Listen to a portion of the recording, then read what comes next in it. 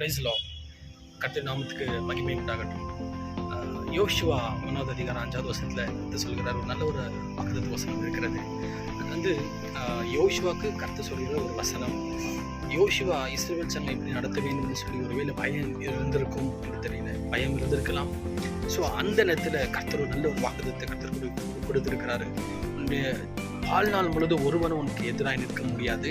Second thing கர்த்தர் சொல்றாரு, நான் மோசையோடு இருந்ததை போல நான் உன்னோடு கூட இருக்கிறேன்னு சொல்லி யோசுவாவுக்கு கர்த்தர் சொல்கிற ஒரு வார்த்தையை நம்ம பார்க்க முடிகிறது. இன்றைக்கு எனக்கு அன்புள்ள தேவஜனமே, உங்களுக்காக கர்த்தர் இந்த வார்த்தை சொல்கிறார். எதை குறித்து பயப்படாதீங்க. மோசையோடு இருந்த தேவன் உங்களோடு கூட இருக்கிறார். உங்களை வழிநடத்த இயேசு ஒருவரே போதுமானவர். ஸோ பயப்படாதீங்க, திகையாதீங்க. கர்த்தர் நம்மோடு கூட இருக்கும்போது உலக மனிதன் நமக்கு எதிராக என்னத்தை செய்ய முடியும்? கர்த்தர் நமக்கு வழக்காடுகிற தேவனாக இருக்கிறார். கர்த்தர் உங்களையும் உங்கள் குடும்பங்களை கர்த்தர் ஆசீர்வதிப்பாராக. நீங்கள் ஆசீர்வாதமாய் உங்களை கர்த்தர் நன்மை வைப்பாராக. ஆமென். தேங்க்யூ. Praise the Lord.